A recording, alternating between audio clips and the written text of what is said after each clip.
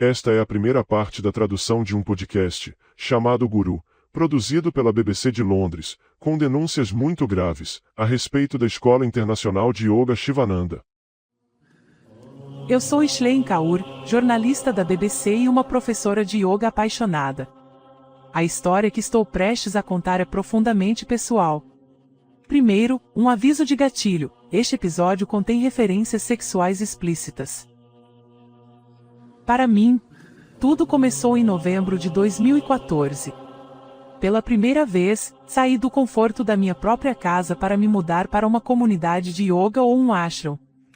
É um lugar onde as pessoas vivem juntas para crescer e evoluir espiritualmente. Então, o que eu fui foi o ashram de Yoga Sivananda, no estado de Kerala, no sul da Índia. Estava no meio do nada, em uma floresta intocada, com vista para um lago, mais de 300 estranhos vivendo juntos. E não podemos esquecer as dezenas de mosquitos que nos faziam companhia. Com o tempo, meu vínculo com a organização se tornou muito mais forte e seu pessoal se tornou minha família. Avançando para dezembro de 2019, Sivananda e eu acabamos. Como um frágil castelo de cartas, meu mundo inteiro desabou. Tudo por causa de uma postagem no Facebook. Esta é uma história de fé e devoção. Também uma história de traição e dor. Uma história que partiu meu coração. Meus papéis eram profundamente confusos. Aluna, secretária, mãe, alguns diriam até como filha. Uma vez eu podia realmente sentir o cheiro do medo vindo de mim. Eu queria que ele morresse. Eu queria que ele morresse por minha causa. Você está ouvindo o podcast Guru no BBC World Service. Este é o episódio 1, Vivendo uma Mentira. Serve, love, give, purify, meditate, realize. Be good, do good, be kind, be compassionate. Servir, amar, dar, purificar, meditar, realizar. A voz que você ouve é de Swami Vishudevananda, o fundador do Yoga Sivananda. E isso foi ele cantando nos anos 1980.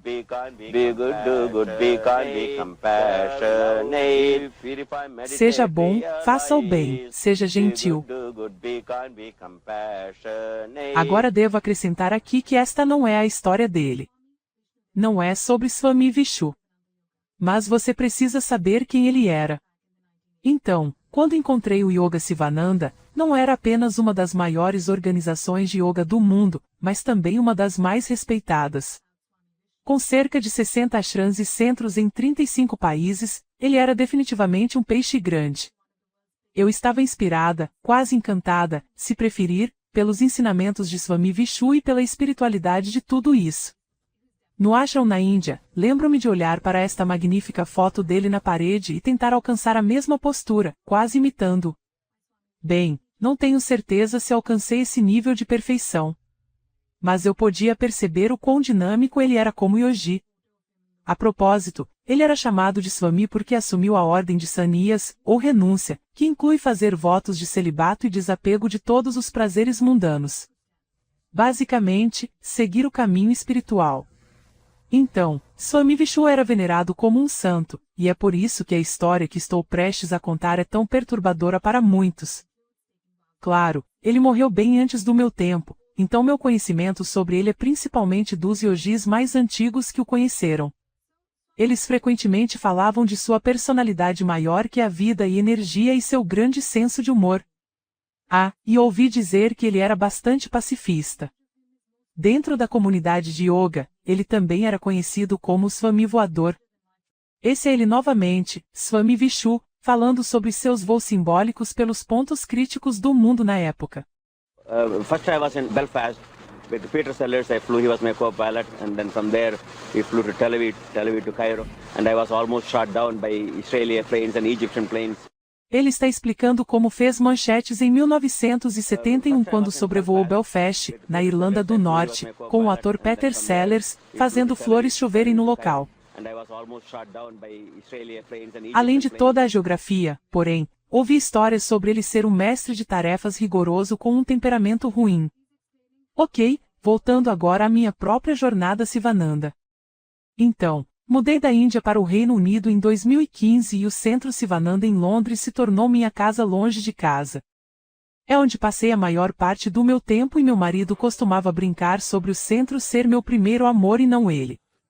Porque nada podia me impedir de passar tempo no centro, seja ensinando, cozinhando ou basicamente apenas ajudando. Sivananda e eu éramos inseparáveis por 6 anos. Eu pendurei meu chapéu e pensei que isso era para toda a vida. Alguém que sentia exatamente o mesmo era Julie Salter. Foi ela quem escreveu aquela postagem no Facebook que mencionei anteriormente. Julie deu 2 décadas de sua vida e muito mais para Sivananda. Eu tinha tantas perguntas para Julie. Olá Julie, você pode me ouvir? Eu posso te ouvir claramente, Shlein. Isso é ótimo. Como você está hoje? Estou bem. E 1 ano depois, eu consegui perguntar a ela. Então, eu cresci basicamente em pequenas cidades ou subúrbios na Nova Zelândia com 3 irmãos, 2 irmãos e uma irmã. E nós aproveitávamos muito a vida ao ar livre, muitas caminhadas. Faz 40 anos desde que Julie deixou sua casa, mas você ainda pode perceber um pouco do sotaque kiwi. Muitas de nossas férias, por exemplo, seriam acampando em uma barraca perto da praia, já que a Nova Zelândia tem oceano ao redor. Uma criança sensível da Nova Zelândia, é assim que Julie descreve seu eu mais jovem. Então, conexão com as árvores, água, plantas, a praia. Julie tinha um amor profundo pela natureza e encontrava conforto nela. O que continua até hoje. Eu provavelmente era ingênua e idealista de uma maneira pequena participando do ativismo social e ambiental nos anos 70. Mas foi quando eu estava em Israel no kibbutz, na verdade, alguém sabia que eu estava interessada e me levou a um centro de yoga em Tel Aviv. Julie, de 20 anos, viajou para Israel, planejando ficar lá por apenas 1 ano. Então, você disse que começou a viver neste centro em Tel Aviv, certo? E como sua família reagiu a isso? Tenho certeza de que eles não ficaram particularmente felizes, porque eu não voltei para a Nova Zelândia. Eu estava realmente indo por 1 ano e simplesmente não voltei. Então, minha mãe particularmente, tenho certeza, ficou bastante chateada. Como aconteceu comigo, Sivananda tinha Julie bem e verdadeiramente em suas garras. E o fundador da organização, Swami Vishu, mais tarde se tornaria seu guru. Posso perguntar a você, Julie, você se lembra de quando o conheceu pela primeira vez? Eu o conheci em Tel Aviv, na verdade, quando eu ainda estava lá. Eu não o conheci pessoalmente ou algo assim. Eu me lembro de uma palestra que ele deu ao ar livre. Você sabe, ele tinha uma maneira com ele. Ele podia ser um pouco engraçado e atraía as pessoas com histórias, etc. Eu me lembro disso. Em 1978, Julie havia dedicado sua vida a Sivananda em tempo integral. Ela havia se mudado para a sede no Canadá, foi convencida a fazer um voto de celibato e ficou conhecida como Swami Kartikeyananda. Agora, se você pensar sobre isso, foi muito abrir mão de tudo, incluindo sexo, para toda a vida. Na verdade, havia muita pressão de outros funcionários para se tornar um Swami, membros seniores na época. E eu apenas disse, olhe, eu não estava pronta, etc. Então isso foi feito e eu não havia dito de forma alguma que iria me tornar uma Swami. Eu concordei contra meu melhor julgamento, obviamente. Então, a essa altura, Julie havia se tornado uma Swami acidental, por assim dizer. E ela diz que tentou sair bem antes de as coisas começarem a dar errado. Então, recebi essa mensagem para ir vê-lo e o encontrei em algum lugar fora da casa onde ele estava morando na época. E me lembro de dizer a ele que precisava deixar o trabalho e deixar a ordem de Sanias, que não conseguia manter meus votos. E ele basicamente me disse para ficar lá, que tudo ficaria bem. Mas não ficaria bem. Realmente não ficaria. Vamos fazer uma pausa por 1 minuto e deixe-me contar mais sobre este relacionamento guru-discípulo. Então, em um lugar como Sivananda, há muita ênfase no papel de um guru e acredita-se que seu guru é o guia definitivo para a autodescoberta. E sem seu guru para guiá-lo, não há a possibilidade de experimentar a verdadeira natureza da alma, razão pela qual a devoção ao guru é frequentemente equiparada à devoção a Deus. Ok, para que tudo isso faça sentido, vou contar uma história. A história de Eklavya do épico indiano Mahabharata. Então, Eklavya é um garoto tribal que domina a arte do arco e flecha e quando ele pergunta ao seu guru como ele pode retribuí-lo por esse presente, imagine o que o guru pede. Ele pede o polegar direito de Eklavya. Isso mesmo. Mas espere por isso. Eklavya prontamente corta seu polegar direito e o apresenta ao seu guru. O que significa que não há mais arco e flecha para Eklavya. Agora, este é o nível de dedicação de que estou falando no relacionamento guru-discípulo. Assim como o guru de Eklavya, nos últimos anos, muitos gurus de alto perfil como Vikram Chaudhary, Patabi Jois, Sirifagavan Rajneesh, foram acusados de abusar de sua posição. De qualquer forma, voltando a Vishu e Julie agora. E a essa altura, Swami Vishu havia feito de Julie sua assistente pessoal. Normalmente eu talvez acordasse por volta das 5, descia e fazia um chá para Swami Vishu e garantia que as coisas estivessem prontas para ele, algumas roupas limpas, etc. Julie estava trabalhando das 5 da manhã até quase meia-noite, 7 dias por semana, durante anos. E depois haveria telefonemas, cartas para escrever por volta das 11 horas. Sua programação era implacável. Ela diz que era abusiva e desumana. Às vezes, no verão, as pessoas vinham visitá-lo e eu estava servindo chá ou lanches ou qualquer outra coisa. E depois do satsang que frequentemente ia até 10 horas e 30 minutos, 11 horas e 30 minutos, eu voltava e às vezes havia mais telefonemas antes de me retirar para a noite. Ela não estava se alimentando adequadamente. Ela mal dormia. E ela começou a perder seu senso de identidade. Julie diz que estava se tornando um fantasma. Então, é claro, meus próprios limites estavam ficando cada vez mais enfraquecidos, se é que existiam. E eu estava ficando cada vez mais descentrada. Então, é por isso que posso usar a palavra grooming aqui que ouvi desde então. Mesmo que não fosse um conceito que tínhamos lá, eu estava sendo sistematicamente preparada no sentido do excesso de trabalho, falta de sono. Então, não foi de repente. No começo, ele era muito gentil, em termos de falar comigo. E demorou um pouco antes de eu começar a ser gritada, por exemplo. Mas eu estava ficando cada vez mais esgotada, por assim dizer, porque meu sono já estava sendo bastante perturbado ao longo desse tempo. E, é claro, eu estava sendo cortada de outras pessoas naturalmente. Então, eu não estava saindo, por assim dizer, com outros da equipe. Julie me contou que seu guru podia ser psicologicamente abusivo. Em um minuto, ele a estava sobrecarregando com amor, ou bombardeio de amor, como chamamos agora. No próximo, ele estava gritando com ela. E então, gaslighting.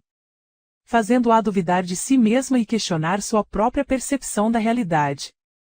Ele realmente ficava com raiva. Ele gritava com raiva. E aqueles que trabalhavam de perto às vezes recebiam isso. E às vezes era por pequenas coisas. Às vezes, eram coisas realmente estúpidas que alguém fez. Mas sim, eu certamente recebi bastante. Como isso fazia você se sentir, Julie? Em momentos diferentes, coisas diferentes. Às vezes, eu tentava racionalizar. Racionalização, desculpando o comportamento dele. Julie fazia isso muito. Lembro-me de sentir o medo extremo. Uma vez, eu podia realmente sentir o cheiro do medo vindo de mim. Porque eu nunca tinha sentido o cheiro do medo assim antes. Mas é como se minha mente estivesse me dizendo, isso é medo. Isso é medo vindo de você. Então, vamos fazer uma revisão. Neste ponto, Julie está exausta. Física e mentalmente. Seu corpo estava começando a mostrar sinais de desnutrição. Ela estava sendo intimidada, isolada. E não vamos esquecer, sem nenhum dinheiro. Julie, posso perguntar como você está se sentindo? Você está se sentindo bem? No momento? Sim, estou me sentindo bem, sim. Ok, Bom. Acho que agora entendemos que houve muito abuso emocional, se posso dizer. Mas quando o abuso sexual começou a acontecer? Vamos ver. Eu estava trabalhando no andar de baixo na casa dele. Ele estava no andar de cima. Provavelmente era fim de tarde ou início da noite. Fui ao andar de cima para verificar se ele me chamou ou não, não me lembro. E não sei se era na hora da refeição ou se era por outra coisa. Ele estava deitado no chão, ouvindo suas fitas devocionais. E ele me pediu para me deitar ao lado dele. Eu disse, não entendo, Swamiji. E ele disse, yoga tântrico. Eu nunca tinha ouvido ele usar essa expressão fora de uma palestra. E apesar de tudo no meu corpo dizer não, e minha mente gritar não, eu fiz. Eu me deitei então. E então houve o contato sexual. E depois disso, eu estava no andar de baixo novamente trabalhando em total vergonha e tudo mais. Angústia, autoculpa, culpa. Sim, estou rindo, mas não foi engraçado, é claro. Julie, quando você diz contato sexual, o que aconteceu? Como eu disse, não me lembro de todos os detalhes. Eu só sei que naquela fase, teria havido coito vaginal. Houve também penetração digital. Então, houve uma variedade de coisas relacionadas ao comportamento sexual. Quando aconteceu pela primeira vez, Julie, você se lembra de quais emoções sentiu? Como segurar tudo isso e continuar? É tudo o que posso dizer. Como eu estava me sentindo? Como eu disse, era como se tudo estivesse apenas tremendo dentro de mim. Minha mente estava explodindo. Todos os tipos de dúvidas. E eu não entendo esse tipo de coisa. Mas emocionalmente, muita confusão. Assim como eu já estava tendo papéis muito confusos, mas agora eu estava em angústia e envergonhada de mim mesma. Envergonhada de mim mesma por cruzar uma linha que eu sentia que não deveria ter cruzado. Culpa. Medo. Muitas coisas combinadas ali. Medo relacionado com o quê? Eu teria que me colocar de volta lá e me colocar de volta naquele medo. E provavelmente seria uma combinação de sentimentos porque mesmo que Swami Vishu dissesse para não adorá-lo e todo esse tipo de coisa publicamente, ele era o professor. Nós éramos obedientes ao professor. Então, essa obediência era importante, mas eu estava quebrando algo, minha própria auto-honra, meu próprio algo dentro de mim. Então, essa decepção de mim mesma, não estou encontrando as palavras certas, mas teria sido uma combinação de muitos aspectos. Sim. Muitos anos depois, Julie, você diria que foi estupro? Sim. Não é uma palavra que eu realmente penso nessas circunstâncias, então é difícil usá-la aqui. Mas apenas dadas as dinâmicas de poder ali e o fato de que, bem, eu estava bastante isolada. Eu estava vivendo do outro lado do mundo da família. Qualquer coisa que eu conhecia no passado, eu era financeiramente dependente da organização.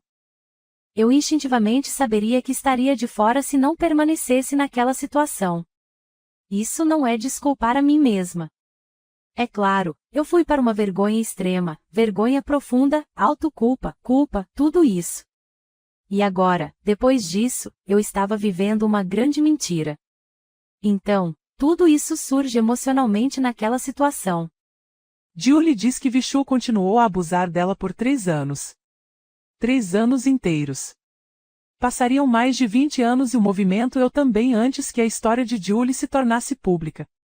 Ela tentou obter justiça para si mesma nesse meio tempo, e voltaremos a isso no episódio 3.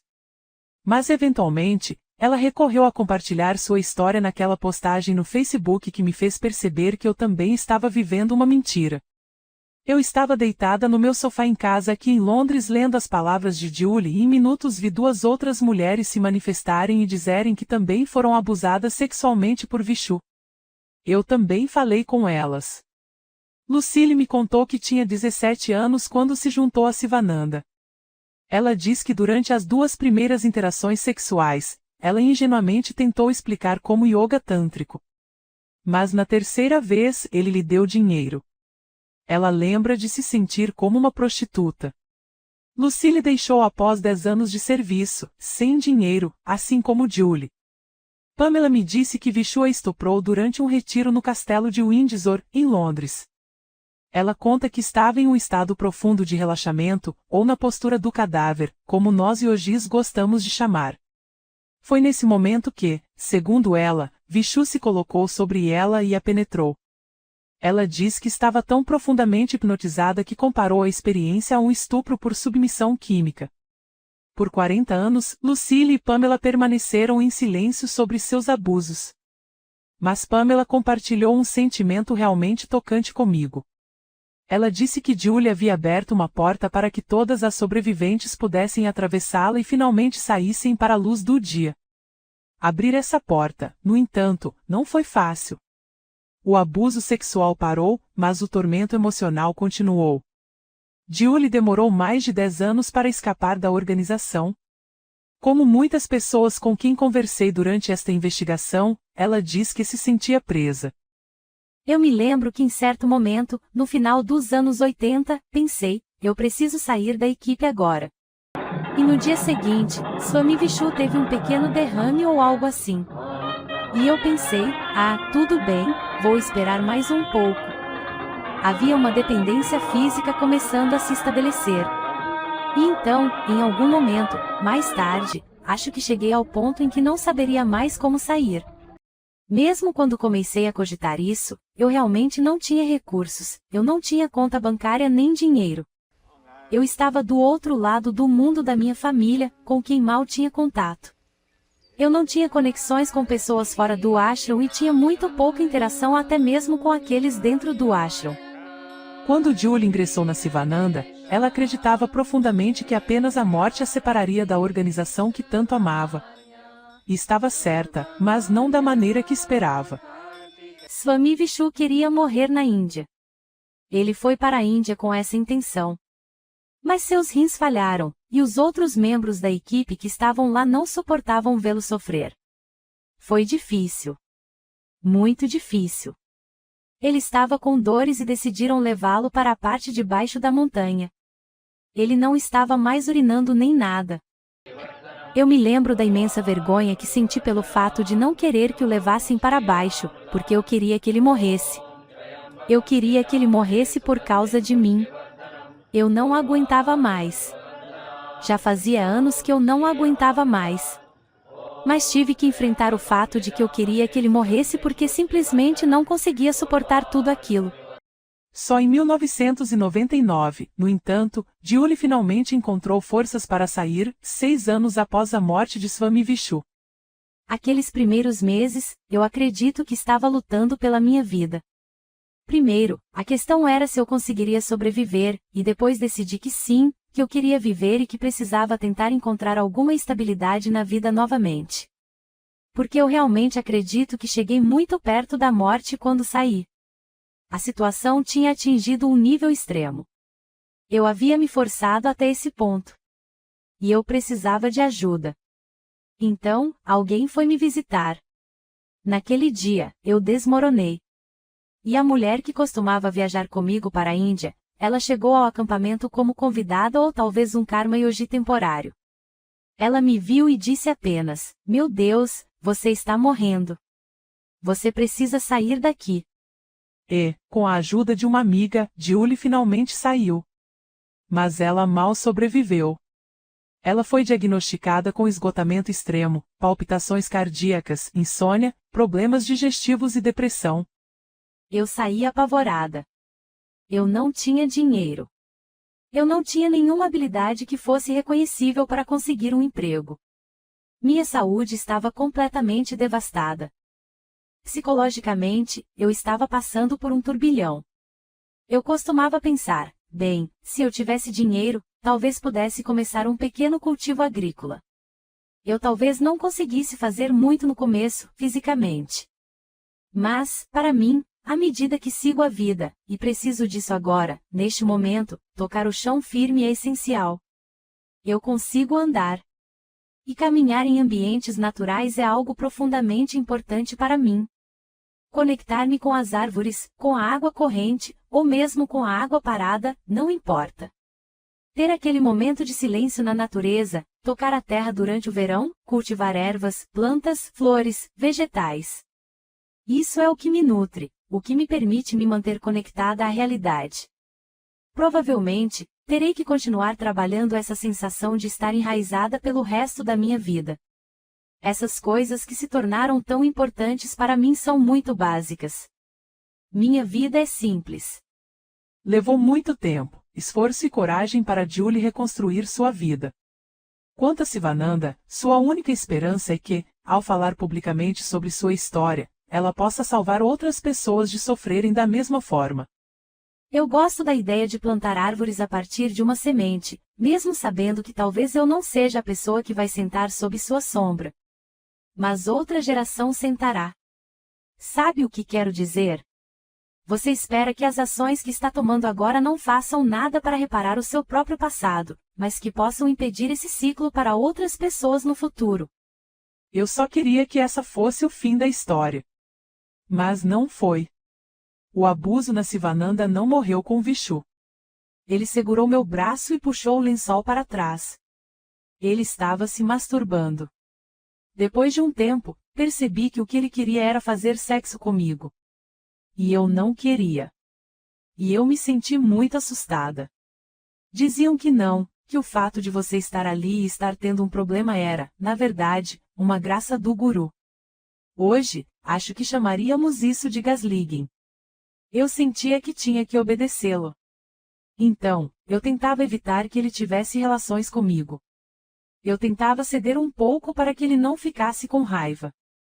Junte-se a mim novamente, aqui no BBC World Service, para o segundo episódio da nossa série, Guru, um legado sombrio.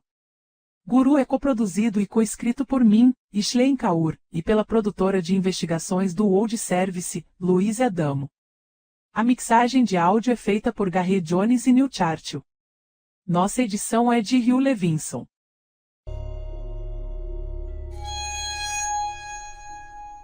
Esta foi a primeira parte da tradução do podcast Guru, produzido pela BBC de Londres. As vozes que você ouviu foram criadas por um programa de inteligência artificial e nem sempre as pronúncias das palavras e nomes estão corretas. Pedimos desculpas por isso.